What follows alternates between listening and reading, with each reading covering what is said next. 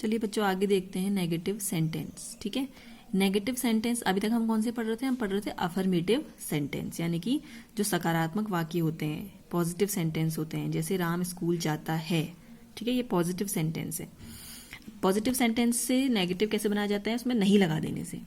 सीधे सीधे क्या बना दोगे? राम स्कूल नहीं जाता है। तो नहीं लगा देने से सीधे सीधे क्या बन जाता है? नकारात्मक वाक्य, यानी कि नेगेटिव सेंटेंस जो है वो बन जाता है। ठीक है, अब देखिए आप हिंदी में तो नहीं लगा देते हैं और इंग्लिश में क्या लगाते हैं? नॉट लगाते हैं। ठीक है, कोई भी पॉजिटिव सेंटेंस से नेगेटिव बनाने के लिए अंग्रेजी में नॉट लगाया जाता है। लेकिन अब इस नॉट के साथ में एक समस्या ये है कि नॉट जो है कभी भी अकेले नहीं आता है। आप नॉट को ऐसे ही नहीं लगा सकते। ठीक है, नॉट के साथ कोई ना कोई हेल्पिंग वर्ब जरूर चाहिए।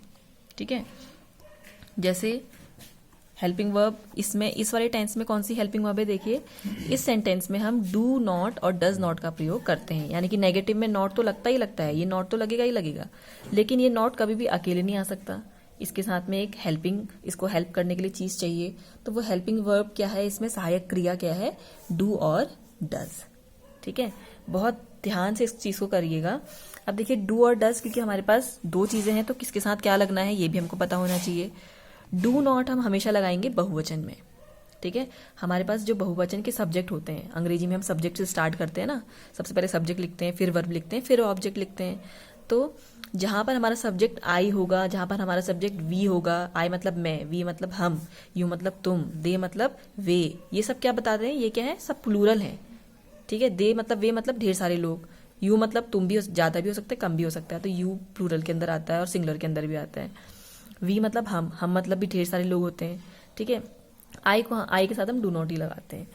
तो इन सब चीजों के साथ और जितने भी बहुवचन होंगे, जैसे पेन नहीं पेन्स होगा, बुक नहीं बुक्स होगा, ठीक है, कॉपी नहीं कॉपीज होगा, तो उनके साथ भी क्या लगेगा? डू नॉट का प्रयोग होगा। ठीक है, और सिंगुलर के साथ, एक वचन के साथ सिंगुलर, जैसे ही शी इट, ही वह, शी मतलब भी वह, इट कोई वस्तु के लिए यूज होता है। और बाकी जो सिंगुलर्स होते हैं, जैसे पेन हो गया, पेन्स नहीं पेन, बुक्स नहीं बुक। ठीक है, ये जो एक वचन होते हैं उनके साथ हम डज नॉट का प्रयोग करेंगे।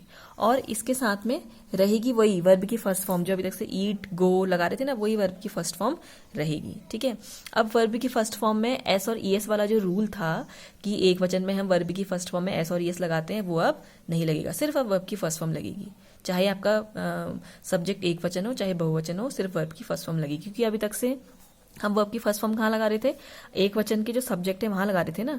तो अब देखिए ये वो एस और ईएस यहाँ ऑलरेडी लग चुका है।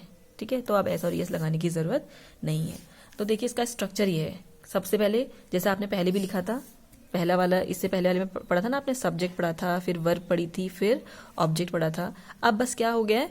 सब्जेक्ट के बाद आप ये लगा देंगे पहले डू नॉट या डज नॉट। कैसे लगाएंगे? अगर आपका सब्जेक्ट एक वचन है तो डज नॉट, अगर आपका सब्जेक्ट बहुवचन है तो डू नॉट। ठीक है, सब्जेक्ट के बाद वो लगा देंगे, फिर वापस क्या आ जाएगी? वर्ब की फर्स्ट फॉर्म। यानी कि इन दोनों के बीच में ये डू नॉट और डज नॉट लगाना है, फिर वर्ब लगानी है और फिर ऑब्जेक्ट। सेम वैसा ही है, कोई दिक्कत नहीं है। ठीक है, देखिए मैं आपको बना करके दिखा रही हूँ। हम फुटबॉल नहीं खेलते हैं। ठीक है, अब इस नहीं से हमको पता चल गया कि ये सेंटेंस कैसा है? नेगेटिव है। नहीं लगने से ही सेंटेंस नेगेटिव होता है। ठीक है ना, देखिए सब्जेक्ट क्या है इसमें? सबसे पहले सब्जेक्ट ढूंढेंगे। कौन फुटबॉल? कौन नहीं खेल रहा फुटबॉल? हम। काम कौन कर रहा? हम। तो हम सब्जेक्ट है, खेलना इसमें वर्ब है और फुटबॉल इसमें ऑब्जेक्ट है। तो अंग्रेजी बनाते वक्त हमको क्या करना होता है? अंग्रेजी बनाते वक्त इसको इस स्ट्रक्चर में लेकर के आना है। सबसे पहले अंग्रेजी बनाइए सब्जेक्ट की, हमको इंग्लिश में बोला जाता है वी। ठीक है, वी के बाद डू नॉट या डज नॉट में से एक चीज लगेगी। अब डू नॉट और डज नॉट में से कैसे लगाना है? क्योंकि हमारा सब्जेक्ट हम है, वी मतलब ढेर सारे लोग होते हैं, तो डू नॉट आएगा। वी डू नॉट, फिर वर्ब लगेगी। वर्ब क्या है हमारी? खेलना। खेलने को इंग्लिश में बोला जाता है प्ले। ये प्ले वर्ब की फर्स्ट फॉर्म है। We do not play. Object क्या है? फुटबॉल। फिर देखिए सेकंड है वे दफ्तर नहीं जाते हैं। अब देखिए वे, ये हमारा सब्जेक्ट हो गया, जो काम कर रहा है वो सब्जेक्ट, जाना हमारा वर्ब और दफ्तर यानी कि ऑफिस हमारा ऑब्जेक्ट हो गया। अब ये स्ट्रक्चर सब्जेक्ट ऑब्जेक्ट वर्ब है, हमको इसको लेकर के आना है सब्जेक्ट वर्ब और ऑब्जेक्ट के फॉर्म में। ऐसे बनाना है हमने। सबसे पहले देखो, सबसे पहले क्या लगा अंग्रेजी बनानी है? सब्जेक्ट की अंग्रेजी। सब्जेक्ट कौन है? वे।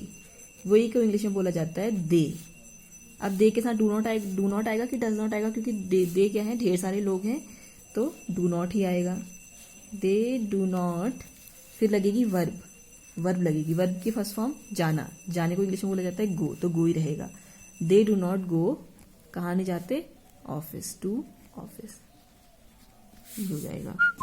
फिर ये है, देखिए, वह 5 बजे नहीं उठता है। इसमें सब्जेक्ट कौन है, सब्जेक्ट है वह, कौन काम कर रहा है, वह। उठना इसमें वर्ब है, उठने में काम हो रहा है ना, और 5 बजे इसमें ऑब्जेक्ट है। ठीक है, देखिए, वह 5 बजे नहीं उठता है में सबसे पहले अंग्रेजी किसकी बनाई जाएगी, सब्जेक्ट की अंग्रेजी बनाई जाएगी। स्ट्रक्चर में देखिए ऊपर सब्जेक्ट की अंग्रेजी बनाई जाएगी। सब्जेक्ट है ही, वह उठता है से पता चलता है कि ये ही, वह जो है लड़का है, वरना वह लड़की के लिए भी यूज होता है। वह के लिए ही सब्जेक्ट आ गया, सब्जेक्ट के बाद वर्ब आएगी। वर्ब क्या है, उठना, उठने को इंग्लिश में बोला जाता है गेट अप। सॉरी, ही के बाद नहीं के लिए भी लगाना है। अब इस बार आएगा इसमें डज नॉट, क्यों, क्योंकि ही क्या है, एक वचन है। अभी तक से डू नॉट का प्रयोग कर रहे थे, अब ही के साथ डज नॉट का प्रयोग करेंगे, क्योंकि ही एक वचन है। ही डज नॉट, फिर वर्ब आएगी, वर्ब जो है get up. He does not get up 5 बजे के लिए एट 5 o'clock, ये हो जाएगा। फिर लड़की गीत नहीं गाती है, काम कौन कर रहा है, सब्जेक्ट। गाना इसमें वर्ब है, क्रिया हो रही है। गीत इसमें ऑब्जेक्ट है। लड़की, गर्ल, द गर्ल, गर्ल जो है एक वचन है, गाती है से पता चल रहा है कि एक ही लड़की है। द गर्ल, गर्ल के बाद क्या आएगा, डू नॉट की जगह क्या आएगा, डज नॉट, क्योंकि एक वचन के साथ डज नॉट लगता है। The girl does not, verb क्या है इसमें, सिंग